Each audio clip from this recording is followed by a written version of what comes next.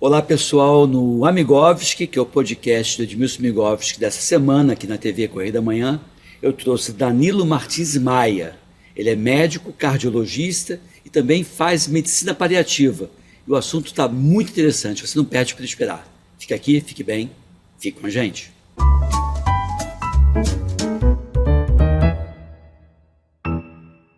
Olá, conforme prometido, estou aqui com Danilo Martins Maia, médico, com quase 4 décadas de experiência. Nós somos contemporâneos da época da faculdade, né? E eu queria conversar um pouco sobre medicina paliativa. Mas como é que você chegou a essa medicina paliativa? Porque você também é cardiologista. Sim. Como é que foi essa trajetória, Danilo? Sim, vamos lá. Antes de mais nada, obrigado pelo convite, prazer imenso estar aqui. Uhum.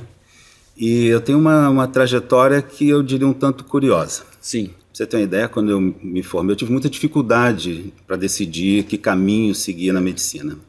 Porque quando eu me descobri médico, que eu acho que médico você não decide ser, você se descobre. Eu me descobri médico na adolescência.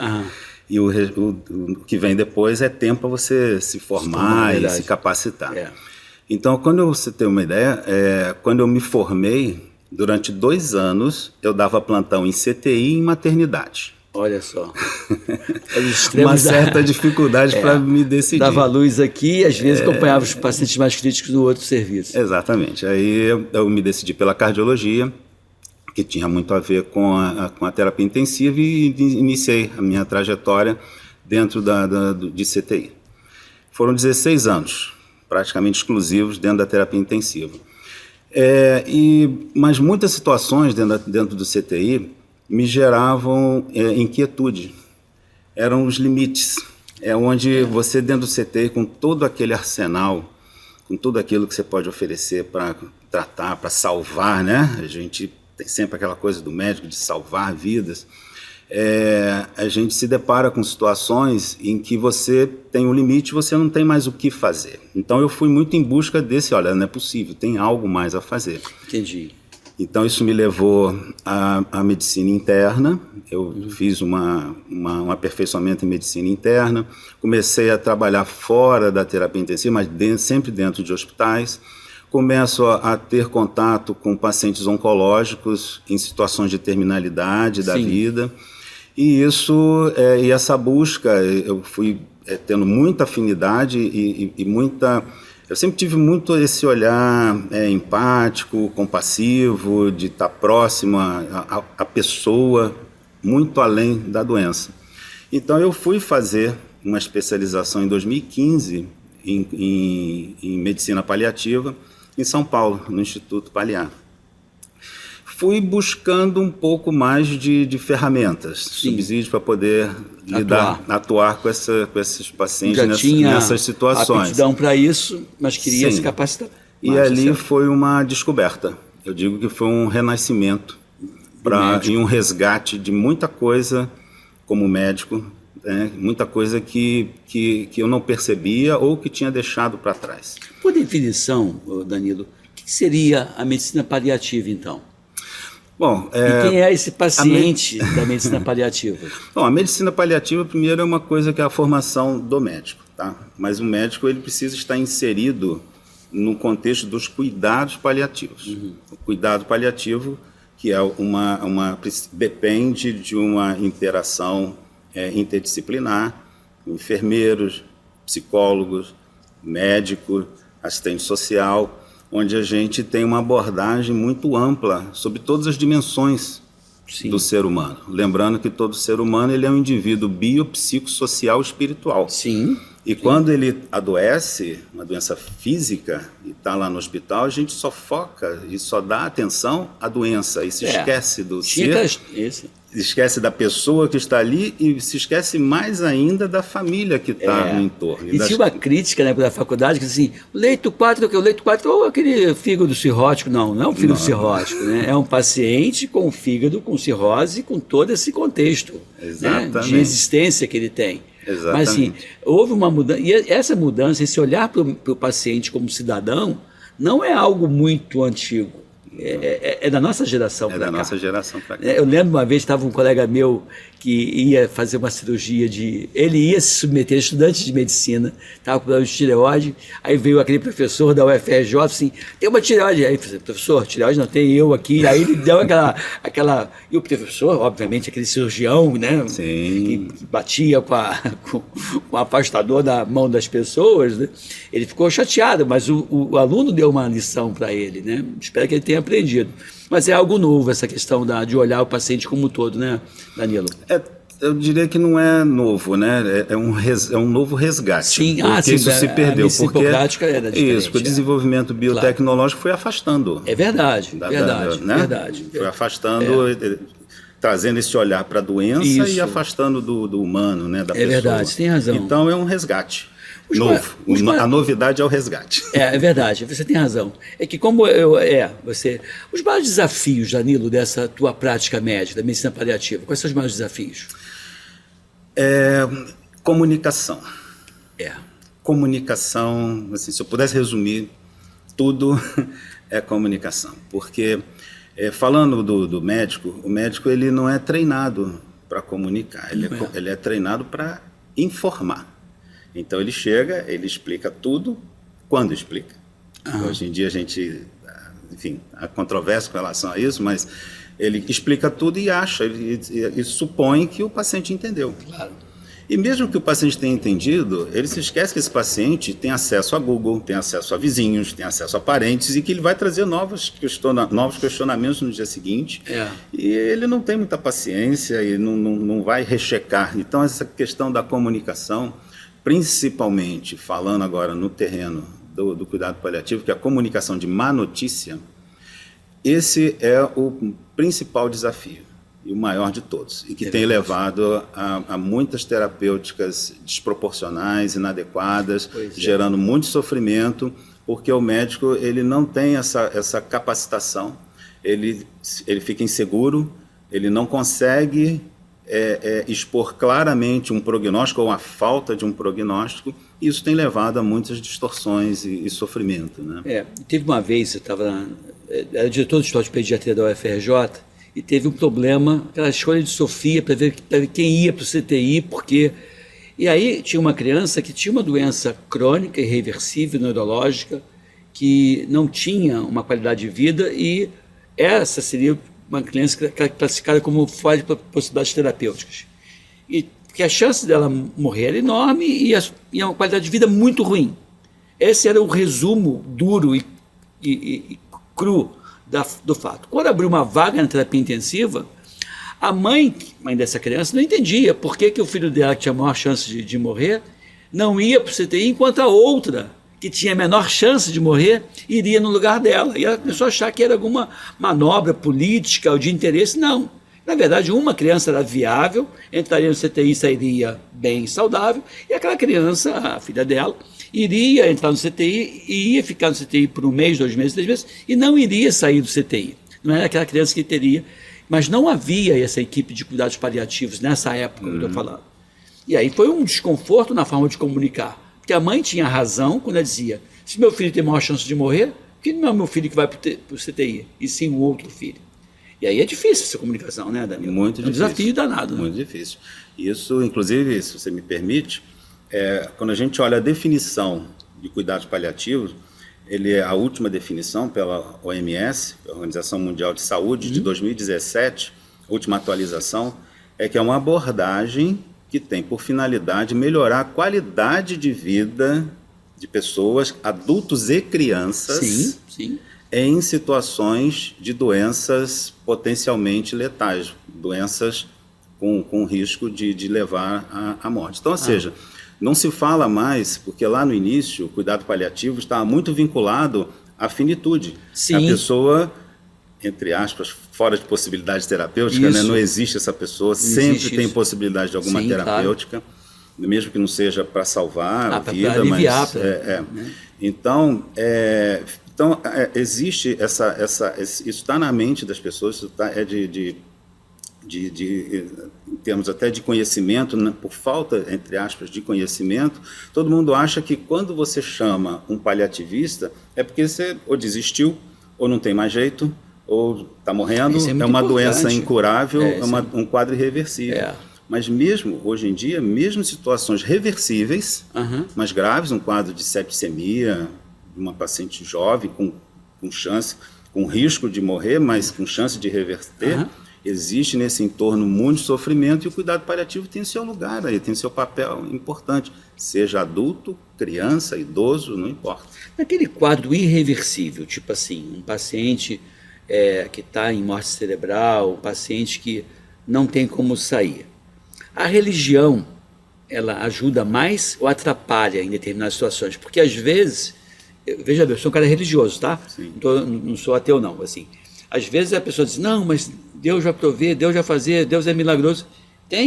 Mas tem situações que você, como médico, eu nunca vi determinados quadros, por mais que as pessoas falem, reverter quando chega num determinado momento. Sim. Né?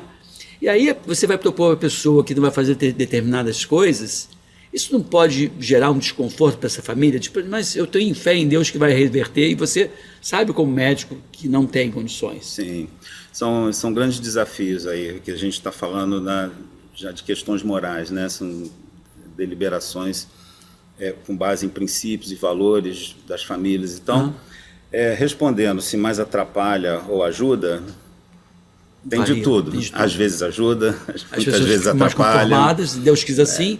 Ou às vezes ajuda, às vezes depende do tipo de religião também, do tipo de crença, mas tudo acaba estando atrelado à capacidade e habilidade do profissional médico em conduzir essa conversa. Porque existe uma limitação, não existe limite para Deus, ok, mas existe para a ciência. Então a ciência vai até aqui. Então eu não posso ficar alimentando esperanças com base em recursos que são científicos, atrelado a uma crença religiosa Claro. Porque Deus não precisa daqueles equipamentos para operar um milagre. Claro que não precisa. Né? Então, é verdade, é uma boa saída. Uma boa saída. Quer dizer, você trabalha nessa questão de medicina paliativa, pelo que você falou, já vai fazer 10 anos ano que vem, né? Isso. 2015, 2025, 10 anos. Quais foram as suas maiores lições pessoais? Porque eu fui do Corpo de Bombeiros há muito tempo, então eu, quando vi aqueles acidentes, eu comecei a usar cinto antes mesmo de ser obrigatório, porque eu aprendi aquilo que eu via. Eu, quando vou atravessar uma rua, num cruzamento, se o carro vem de lá, que tem um poste, o carro vem de lá, eu não fico aqui, eu fico do lado de cá do poste para me proteger do poste. Eu tenho alguns hábitos que eu adquiri por conta da experiência que eu tive. Sim. E você? O que mudou na tua vida? Vive mais intensamente? Cuida mais de você? A finitude fica ali o tempo todo desafiando, né? O tempo todo. Realmente, quando você faz cuidado paliativo, a formação ela é transformadora. Tanto que tive colegas no curso, na minha turma, que não conseguiram ir até o final do curso, não aguentaram, porque isso mexe muito com o teu emocional, mexe com você. Antes de mais nada, essa transformação, ela vem e você precisa entendê-la, precisa se compreender, precisa entender que você está lidando com pessoas e são com princípios e valores do outro e não permitir até onde for possível que os seus princípios e os seus valores não interfiram, não influenciem na decisão que muitas vezes é da família, em decisões compartilhadas, que é uma coisa que está muito respeitando, a gente vai falar um pouco mais sobre isso adiante, mas essa visão e a constatação de que o nosso trabalho ele é de meio, não é de fim. A gente não controla nada. Sim. Então eu controlo o meio. Eu não controlo, eu controlo estar ou não num grupo de maior ou menor risco para a doença coronariana, quando eu escolho fumar ou não fumar. Sim. Mas eu não defino que eu não vá ter um infarto. Entendi, claro. Se eu parar de fumar. Então todo o nosso trabalho ele é de meio. E a gente vê situações, 40 anos de estrada, você também, que tudo contra a possível recuperação de um paciente, e do nada ele começa a melhorar e daqui a pouco sai. E outros que têm tudo para correr, para ir bem e sair com bom prognóstico e dá tudo errado. Então, é não se angustiar e não sofrer com o desfecho. Essa foi uma grande lição, porque a gente não controla, eu tenho que estar em paz, que eu fiz o meu melhor no meio. Mais fácil lidar com um paciente que está numa fase dessa terminal, em cuidados paliativos, porque o quadro é grave, com ele consciente ou com ele inconsciente? Depende do momento em que você iniciou essa abordagem, porque o paliativista ele é chamado muito tardiamente. Entendi. Né? Só lembram de chamar o paliativista quando já está numa situação já irreversível. Talvez vai cuidar muito mais da família do que do próprio paciente. Nessa situação eu diria que o paciente estando inconsciente, entre aspas, é mais fácil, porque você tem que lidar com a família e lembrar para a família que quem precisa estar no centro do cuidado é o paciente, não a família. Claro. Que é muito comum a família por, né, o apego, né, obviamente, um ente querido, e ela de uma forma egoísta, sem querer ser pejorativo no termo, mas que não deixa de ser, ela quer que aquela pessoa fique viva, mesmo sofrendo a qualquer custo. Né? Então, esse trabalho com a família, ele acaba sendo mais fácil se o paciente está inconsciente. Quando ele está consciente, você lida com tem outras vertentes aí. Você tem situações que é a conspiração do silêncio, que é a família não querendo que conte nada para o paciente, e o paciente querendo proteger a família, ele fica sofrendo sozinho. Aí você tem que trazer psicólogo para o meio, aí é mais complexo. Essa equipe é psicólogo, serviço social que você falou, médico, social, médico, enfermagem também está ali? Enfermagem, muito, né? Quem mais cuida ali é a enfermagem. Capelão. Entendi. Ou a religião que ele tiver, né? Sim. Me diz aqui, a gente está acabando o nosso programa sobre medicina paliativa. Quais são os maiores arrependimentos que uma pessoa consciente relata quando está próximo do fim dessa pessoa aqui? Tipo assim, uma vez eu vi o Roberto Chinachique falando que ele acompanhava os pacientes em fase terminal, assim, paciente consciente que dizia, e que tinha tempo de refletir sobre a vida, e dizia, olha, os maiores arrependimentos a pessoa dizia não ter vivido, não ter amado muito, ou não ter visto os filhos crescerem como gostaria, ou não ter ido atrás dos sonhos. Que outros arrependimentos você vê com algum relato de alguma pessoa que marcou a tua prática médica, Danilo? Via de regra, estão ligadas ao tempo com a família. Os maiores arrependimentos são os maiores.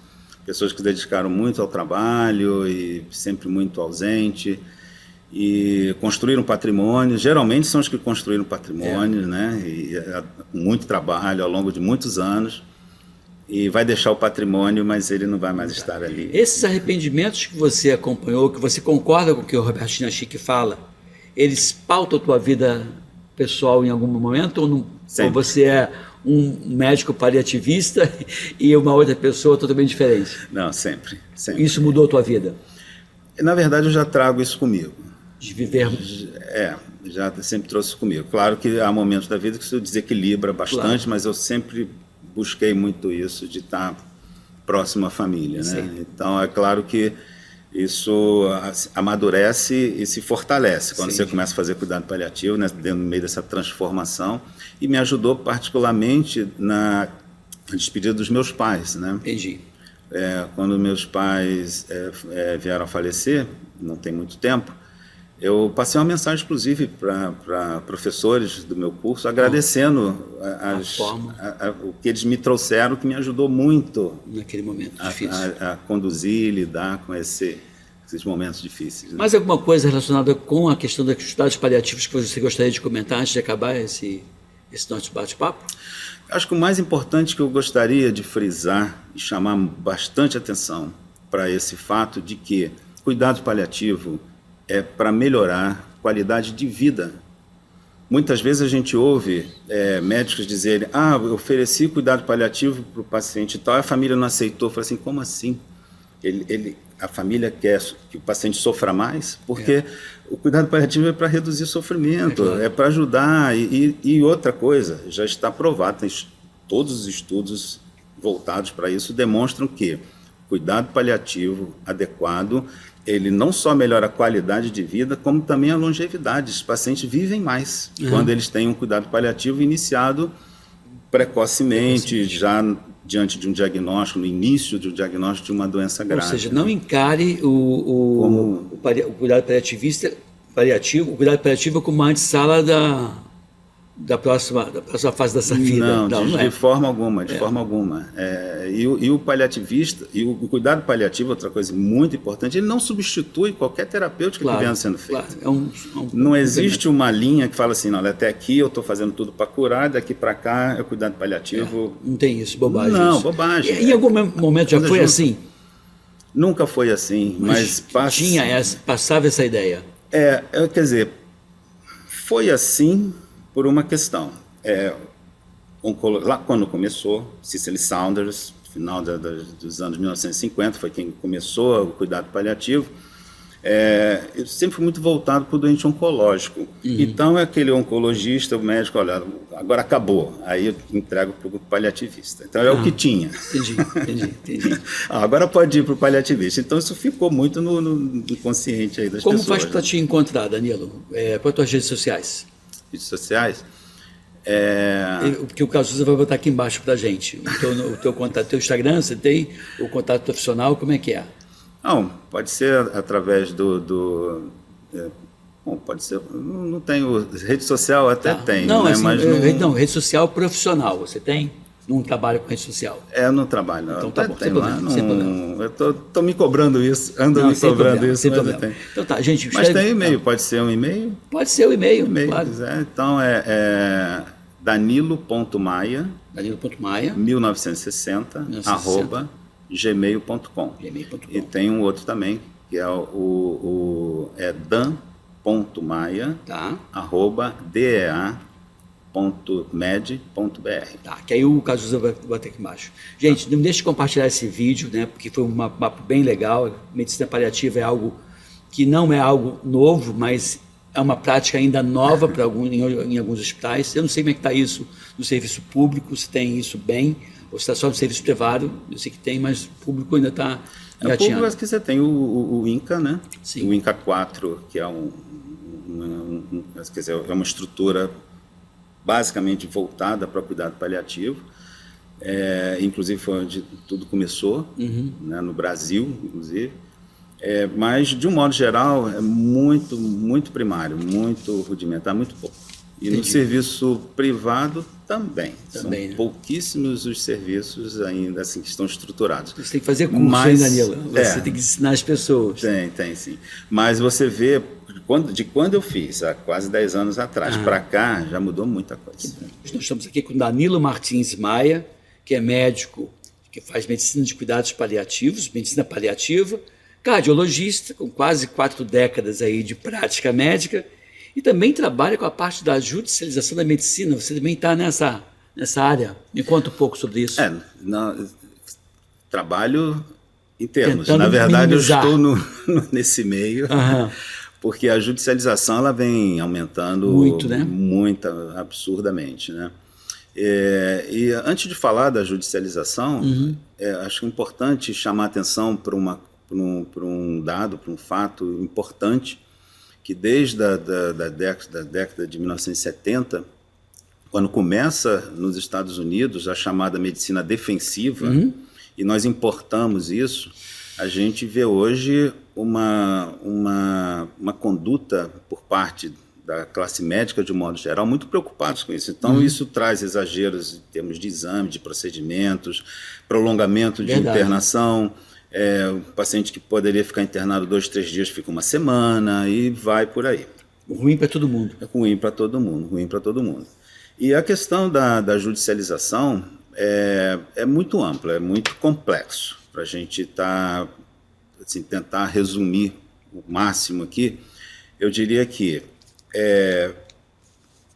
no nosso dia a dia, assim, uma visão bem prática, a gente vê que a população, de um modo geral, seja por uma deficiência do sistema público, por melhor que seja o SUS é um motivo de muito orgulho para nós, mas a gente sabe da grandes dificuldades que encontramos aí no dia a dia. Então, as pessoas, de um modo geral, estão procurando recursos, procurando caminhos. Sim.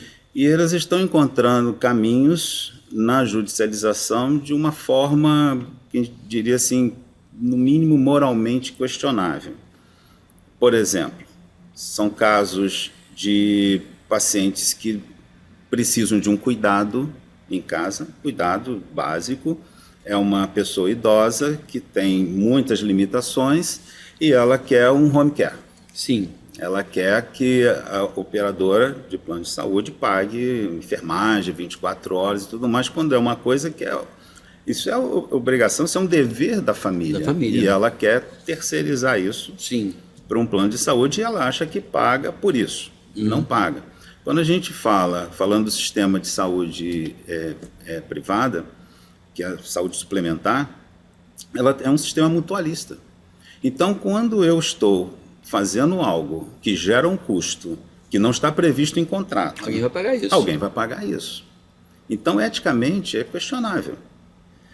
Claro que há situações em que são situações de risco, que a família, às vezes é um paciente que precisa realmente de algum atendimento, que por mais que esteja fora do contrato, é o recurso que ela tem, acaba judicializando. Agora, a reboque disso, eu tenho contato com várias pessoas que são operadores do direito e que existe um nicho de mercado. Então, existe um incentivo, sim, por parte de muitos advogados. Eu te perguntar isso, assim, eu sempre ouvi falar de advogado de porta de cadeia. Agora tem advogado de porta de hospital, isso que eu ia te perguntar, tem isso. Agora tem advogado de porta de hospital.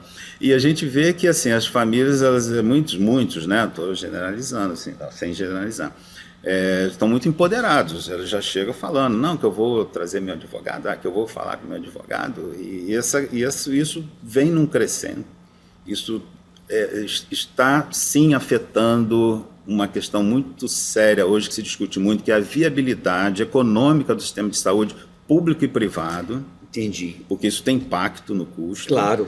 E alguém tem que pagar essa conta, né? Você acha que esse problema, assim, porque assim, de novo, acho que a falta de uma boa comunicação, de uma clareza, sim, pode impactar em um aumento da judicialização? Quando a pessoa não explica Sem sombra de dúvidas. Sem sombra de dúvidas, eu falo pela minha militância, casos que passaram por mim, não sou melhor do que ninguém, apenas dou atenção e me preocupo com detalhes e procuro esclarecer as questões dentro de cada contexto de cada família.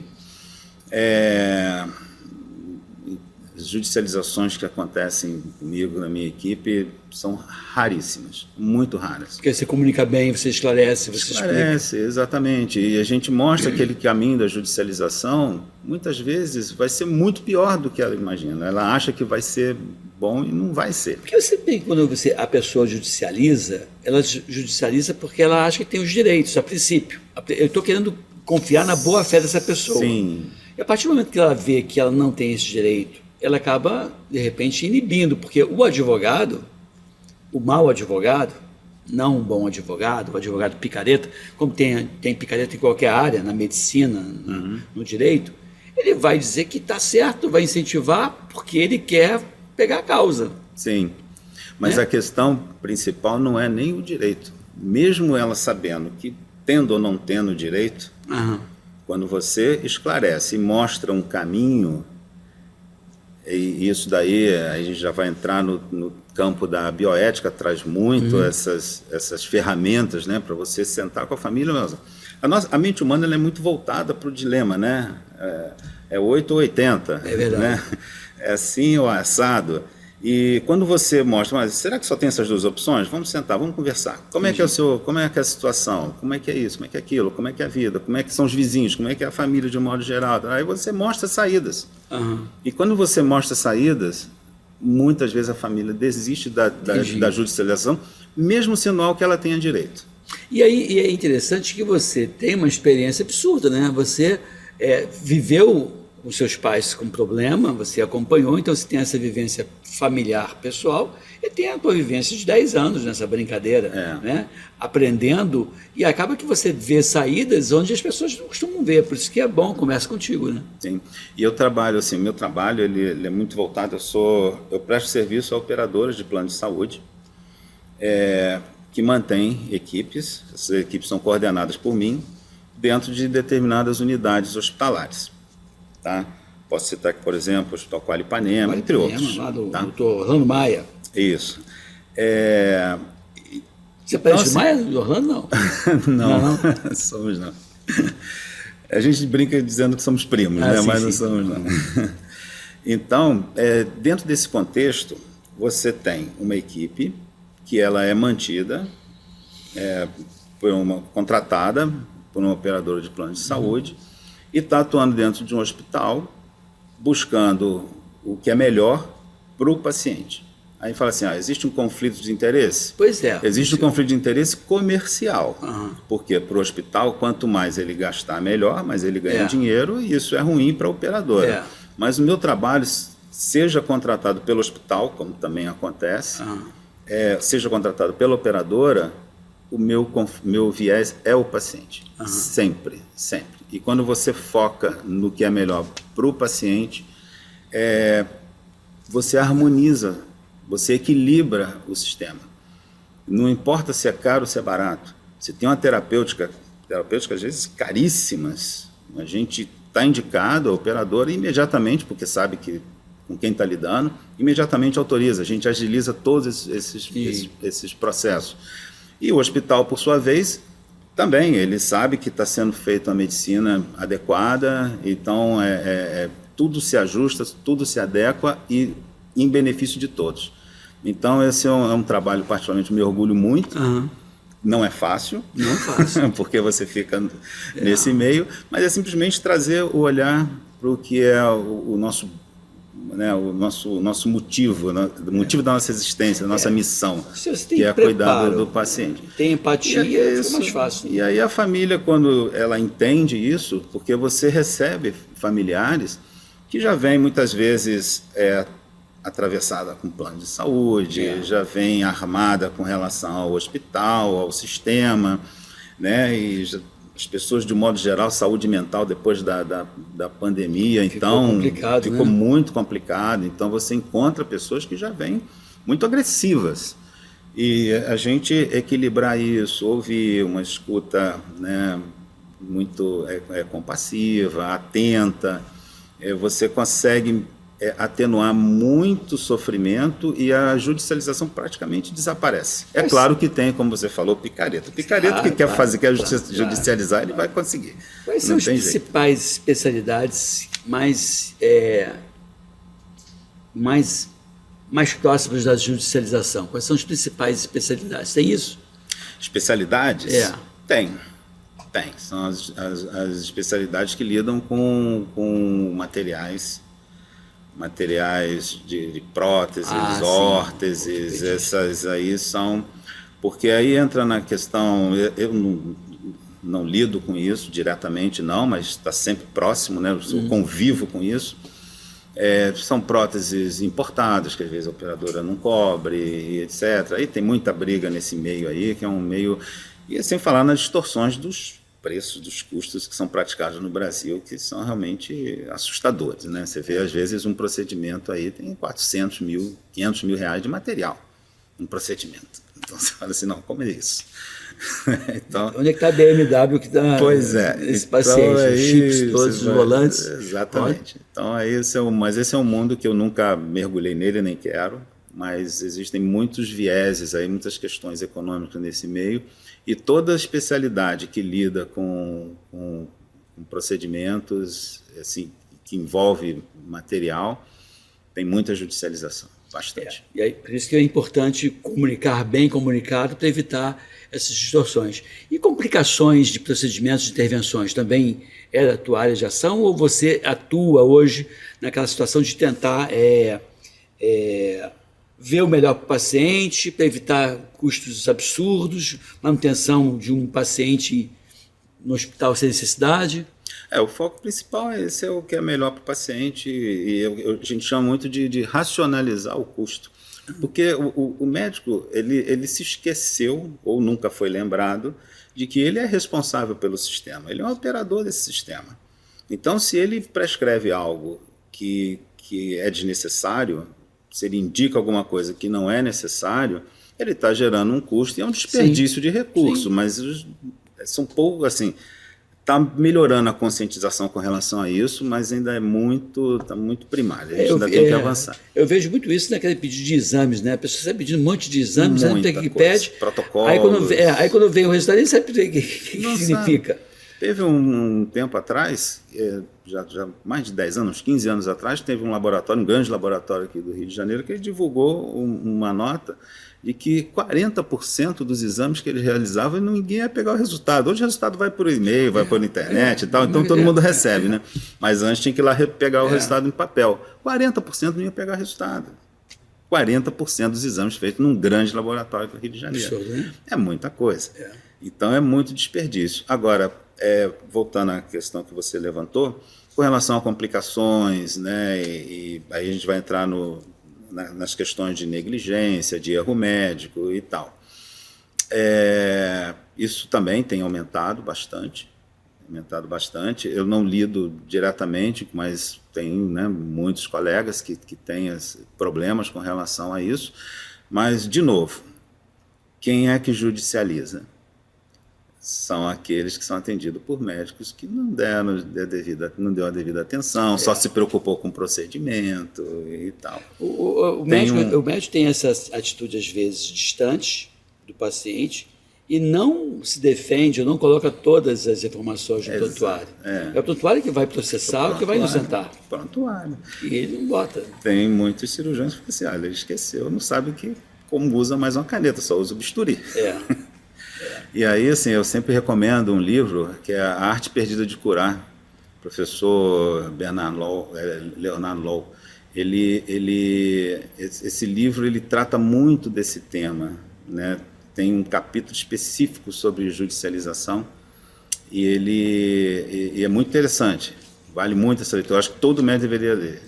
Nessa época da Covid-19, dessa pandemia, teve muita questão de judicialização, de tentar forçar a barra em alguma situação, ou você não viu isso?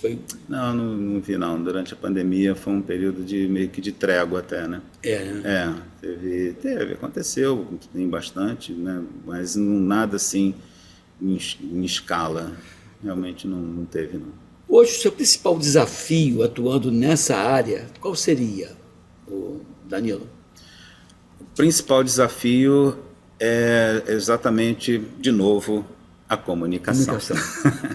A comunicação, você vê que ela consegue equilibrar todas essas questões quando você tem tempo. E aí hoje você está diante de colegas que estão nos hospitais, tendo que passar visita em 20 pacientes, 15 pacientes. E como é que ele vai ter tempo para parar, para conversar, para explicar? Né? E independente, mesmo que ele tenha capacitação e habilidade para tal, ele não tem tempo. Então é uma coisa que está muito difícil, muito complicado, esse é um grande desafio. Os gestores precisam estar atentos a isso, porque isso gera distorções, inclusive econômicas, então o gestor tem que olhar muito, ele sempre olha o resultado econômico, né, no meio de tudo isso, mas não é uma equação simples, né, não é uma coisa simples, é uma coisa que precisa ser revista, até porque tem também aquele colega que se você deixar ele só com 5 pacientes, 3 pacientes, ele fica enrolando também. Não vê ninguém, você vai procurar e está no cafezinho, né? Como você falou, né? Tem distorções para todo gosto. O fator humano, o ser humano é muito hoje, complexo. A tua vida plural, profissional, né? se divide como hoje? Você atua como hoje? Eu faço consultório. Faz consultório ainda? Faço consultório. E acompanho pacientes internados. Eu tenho equipes em 7 hospitais, onde eu coordeno essas equipes. Eu tenho um líder em cada um desses hospitais e eu vou mais focado nos casos complexos, né? As pessoas só me chamam quando tem problema sério. Aí eu tô lá. E tem também uma atuação. Eu tenho uma empresa que é a DIA, daquele de empresa, né? DIA, Serviços Médicos, e a gente tem uma atuação em auditoria médica. Entendi. Entendeu? Aí você atua tanto eu não me envolvo saúde... muito diretamente com essa parte de auditoria, mas foi a auditoria que me trouxe a visão do sistema, né? Que você precisa enxergar o sistema onde você tem um paciente inserido. Então, muitas vezes você está no hospital que não tem muitos recursos, você precisa entender o que você pode tirar dali.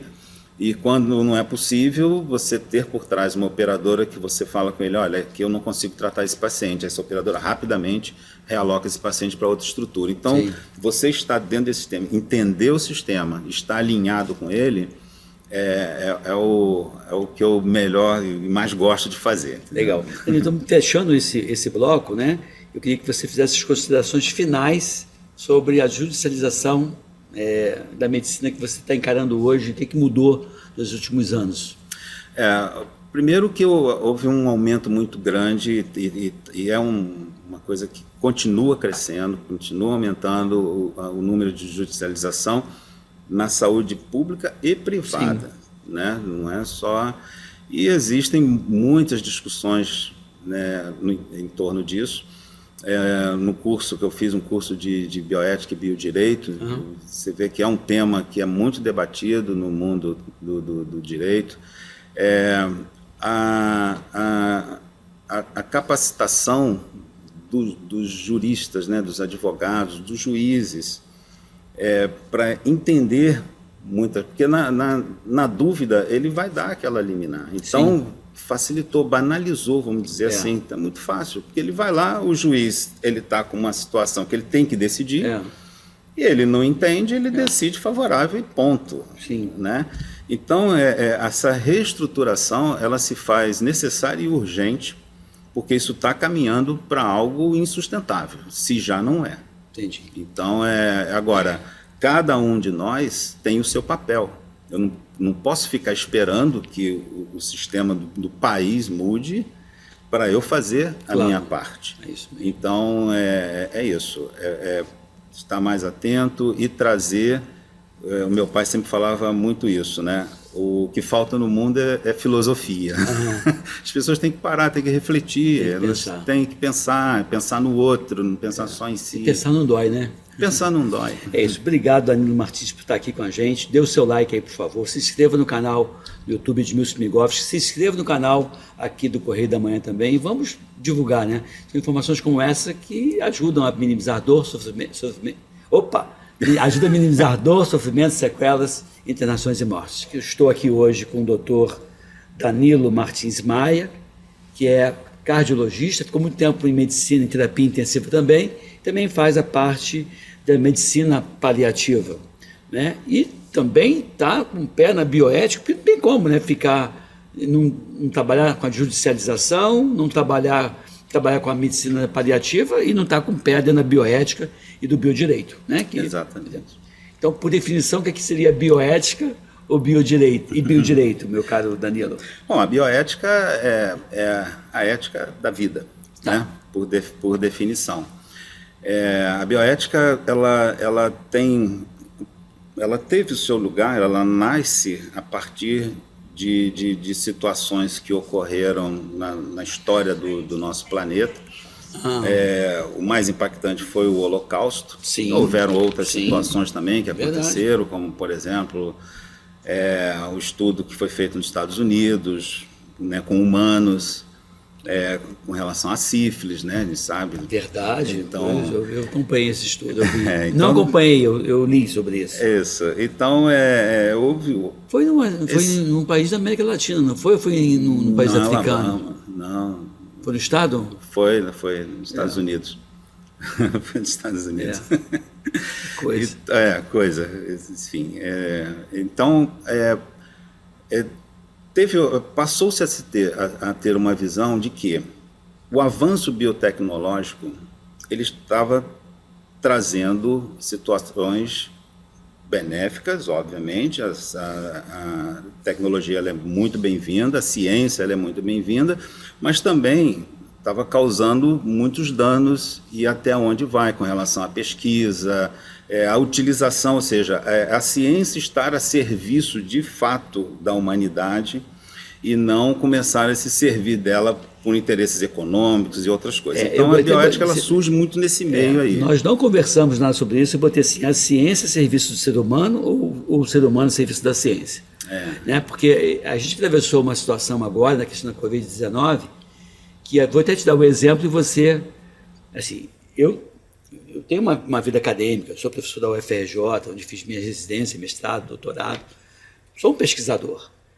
E aí, na época da Covid-19, a gente propôs um tratamento imediato. Eu sou do grupo que tratava de forma imediata com moléculas reposicionadas, por conta de algumas... Não cabe aqui falar, mas sim. Eu tinha muito argumento médico, científico para fazer o que eu fiz. E nós fizemos em Volta Redonda o protocolo de Volta Redonda, que era um protocolo de saúde pública, onde as pessoas, uma vez com a Covid, eram convidadas a ir imediatamente para o serviço médico, não ficar em casa esperando piorar, e lá no serviço médico, dava o diagnóstico, serviço médico público, dava o diagnóstico de que estava com a Covid, fazia os testes e iniciava o tratamento. E como era um tratamento não previsto na bula do fármaco, se pedia para a pessoa assinar um termo de consentimento livre, esclarecido, dizendo, olha, sim, o que você está fazendo não consta na bula do medicamento, até para a gente ficar um pouco mais respaldado. E o paciente assinava, participava ou não, queria ou não recebia o medicamento gratuitamente e era monitorado. A gente fez isso com 604 pacientes, tratados de uma forma imediata. Tive 2 internações em enfermaria, 0 óbito, 0 falência respiratória, 0 tubo, mas não foi um trabalho, não foi uma pesquisa clínica, foi uma conduta clínica que era off-label e foi isso. Virou um colega e falou assim, você fez pior, você não devia ter feito nada, o que você queria que eu fizesse? Você tinha que fazer um duplo cego, randomizado, prospectivo, placebo controlado. Então você queria que eu submetesse essa população de alto risco, não era garoto, era pessoas com 50 anos de idade ou mais, ou comorbidade, infectado a um placebo, quando eu sei que o fármaco funciona. Só que não tinha duplo cego que falaria isso, a tal da medicina 1A de evidência. Mas eu estava salvando vidas. E aí o cara falou, não pode. Eu falei, então eu vou fazer uma pesquisa clínica, vou randomizar, e você randomiza teu pai, a tua mãe, os teus filhos, aí eu randomizo. É isso aí. Ah, não, porque uma coisa que eu faço aqui na universidade, outra coisa que eu faço no meu consultório. Opa, então você faz uma coisa no teu consultório, outra coisa na universidade? Então você é um médico público, diferente de um médico privado? Você é antiético, você é charlatão. Então, e deu uma confusão danada. Porque eu acho que você tem que ter um padrão só, isso aí. Né? Um jeito só. Mas eu fiquei é aborrecido com essa questão. Isso é bioética na veia. Na veia, né? Na veia. E é importante, inclusive, assim, quando se fala em bioética, se confunde muito com ética, né? Ética ela é normativa. Então, ela cria padrões né, que definem o que é adequado, o que não é e tal. A bioética, ela abarca muitas coisas, em termos de meio ambiente, não só a vida humana, também a vida animal, experiências também com animais, com plantas, com tudo, né? A bioética é muito ampla, mas voltada para o nosso caso, eu tenho me dedicado à bioética clínica, que ela tem uma aplicação prática no nosso dia a dia, né? Voltada para as questões morais, os princípios do nosso dia a dia, onde a gente procura saídas para situações complexas. Que a gente sempre fala o seguinte, não existe solução simples para problema complexo, mas a gente tem, por hábito, ser humano, de simplificar. Né? Tem uma situação complexa e fala assim, ou faz isso ou faz aquilo. Não, vamos olhar nesse meio aqui, vamos estudar isso melhor, e a bioética se dedica a isso. Ainda dentro do que a gente... do nosso dia a dia, a gente utiliza muito a bioética principialista, que traz os 4 principais fundamentos, que são a autonomia, a não maleficência, a beneficência e a justiça. Sim.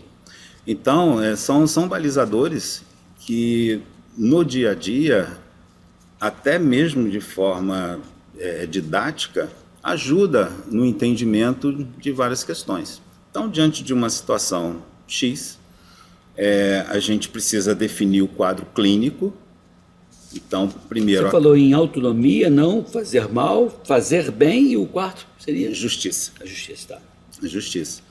Né? Então, diante de uma situação onde se precisa tomar uma decisão compartilhada, a gente procura fugir do paternalismo hipocrático, que é onde o médico decide e acabou. Então, você tem que compartilhar essas decisões com os familiares. onde o papel principal do médico e o dever do médico é de esclarecer bem o diagnóstico, tratamentos possíveis e as perspectivas em termos de prognóstico, que é uma zona lamacenta, cinzenta. Prognóstico zona de incertezas, né? De muitas incertezas. E é aí que muitos escorregam e não chegam ali. Então, após isso, respeita-se a autonomia do paciente, mas tem a autonomia do médico também. Se o paciente quiser, ou a família, que o médico, não, eu quero que faça tratamento tal, mas aquele tratamento não é adequado, o médico também não é obrigado a fazer, e vice-versa. Ter em mente que, antes isso está no nosso juramento, né? Antes de mais nada, se não for possível fazer o bem, que não faça o mal. Claro, é o princípio da não maleficência. Não posso e não devo fazer e nem propor qualquer tratamento que provoque algum tipo de dano. E quando a gente fala dano, não é só dano físico. Vamos relembrar que todo ser humano é um indivíduo biopsicossocial e espiritual. Muitas vezes, se a gente for falar no campo espiritual, você fazer uma transfusão sanguínea numa paciente testemunha de Jeová, você está causando um dano no campo espiritual, nos princípios morais daquela. Então, assim, tem que estar atento a não fazer o mal. Bom, o princípio da beneficência é muito claro por si, né? E justiça, aí... Justiça, a gente é melhor nem... Teria que ter um programa só para falar sobre isso e ter alguns advogados juntos aqui. Não é uma conduta fácil, não. Então, você acha que, nesse discurso que teve da questão da ética, da bioética, houve uma confusão nesse momento também até de interferência política e de interesse econômico pautando também esse momento que a gente teve? Sempre tem, com toda certeza. E os interesses econômicos, então, nem se fala. Hoje em dia, a gente está vivendo a era do ter, né? Aquela do ser, fazer e ter, não. Todo mundo quer ter, e as questões econômicas, vieses econômicos, eles estão muito aflorados, né? E disfarçados de coisa boa, né? Disfarçados de coisa boa, exatamente. É você induzir pessoas a fazerem determinadas coisas ou aceitarem determinados tratamentos, porque aquilo, não vai trazer tanto mal a ele, mas vai fazer bem para o meu bolso. Isso existe, vamos falar claramente que isso existe. Porque eu acho, inclusive, essa questão da Covid-19, essa resistência com os fármacos que seriam reposicionados, que já não tinham patente, portanto, qualquer pessoa pode copiar aquela molécula, um laboratório público poderia copiar. Isso conflita muito com o interesse da Big Pharma interessada nos medicamentos patenteados. Sim. Ou impor determinados produtos, porque ela lucrou muito, né? Lucrou muito. Eu vejo cada vez mais essa questão da pessoa se afastar da medicina, do estilo de vida, para vender um medicamento, para a solução que o sedentarismo está causando, dormir mal está causando, estresse está causando, ansiedade está causando, mas ninguém trabalha na causa, vai na consequência, porque a consequência beneficia algumas empresas. Então, eu fico vendo assim que algumas enfermidades estão ampliando o seu espectro de tratamento. Que 102 de glicose está pré-diabético. O cara não manda você, não pede nem a glicada sua, vai lá, manda você fazer a medicação tal, não manda você fazer uma dietinha, uma atividade física, ou cuidar da tua vida como um todo para baixar essa glicose naturalmente. Não, as pessoas medicam. Então, essa medicalização ela é muito grande, é absurda, e aí me faz lembrar de uma coisa também que a gente sempre fala, que é sobre o que eu quero, o que aquela família quer, né? O que aquele indivíduo quer, o que é possível, o que pode. O que é possível, isso muda. O que era possível para a medicina 50 anos atrás e o que é possível hoje e o que será possível daqui a 50 anos. Então, esse pode muda, vai estar sempre mudando com o avanço tecnológico. Agora, o devo fazer. Aonde, quando, em que circunstâncias eu vou utilizar aquele recurso? A mesma abordagem que eu faço para tratar um jovem de 30 anos com determinada doença, essa mesma doença num idoso frágil, com quadro de demência, com Alzheimer, com 90 anos, eu devo fazer o mesmo tratamento? Nesse jovem eu vou fazer um tratamento mais agressivo?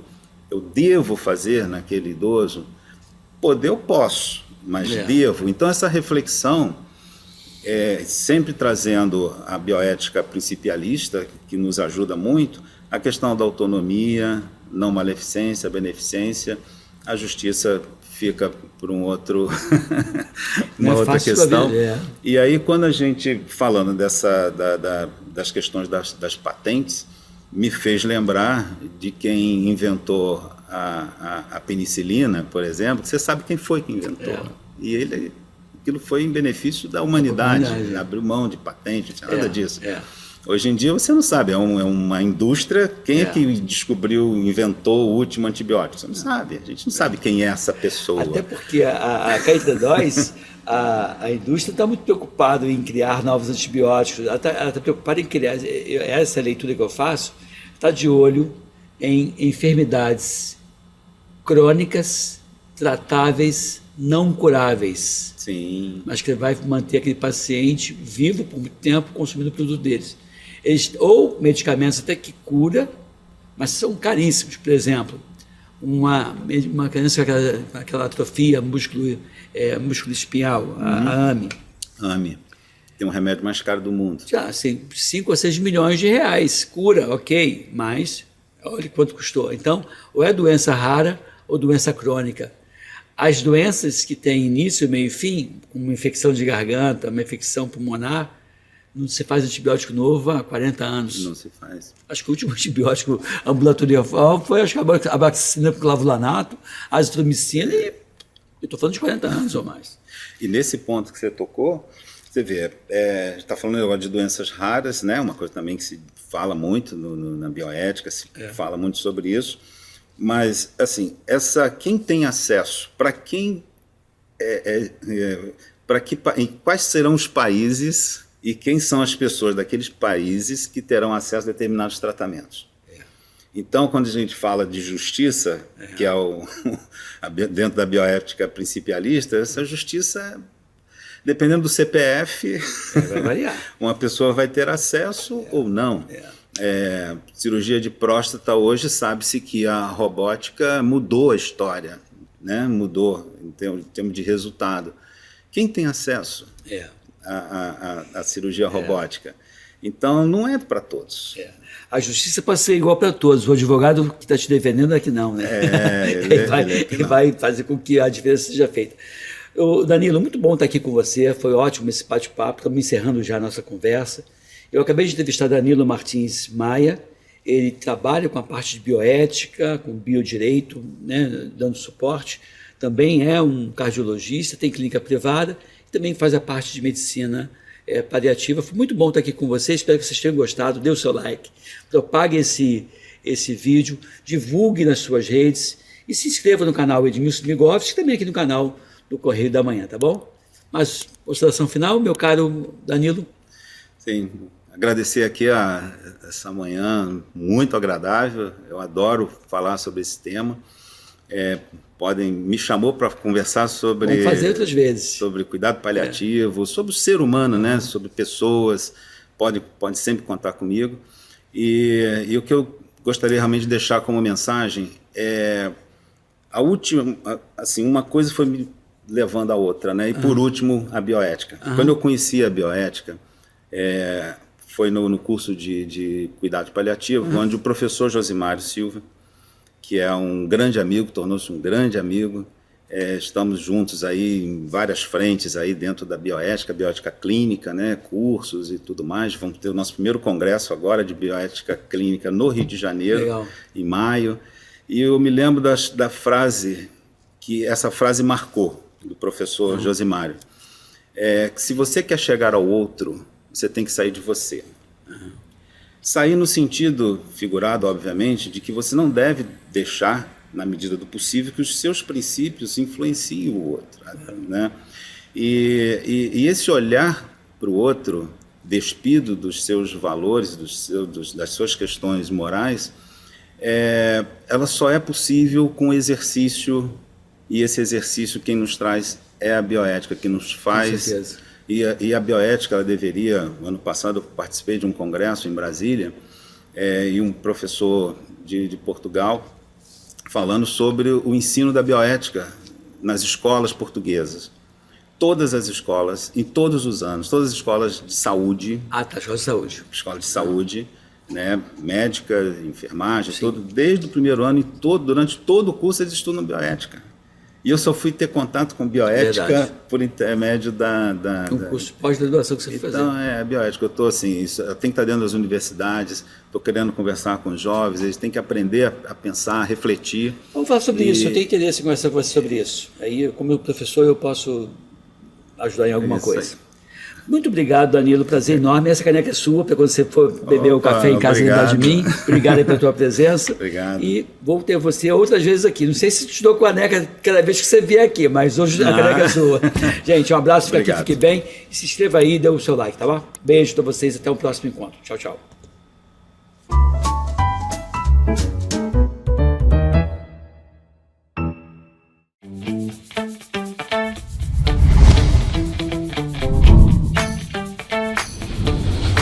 TVC, a TV do Correio da Manhã.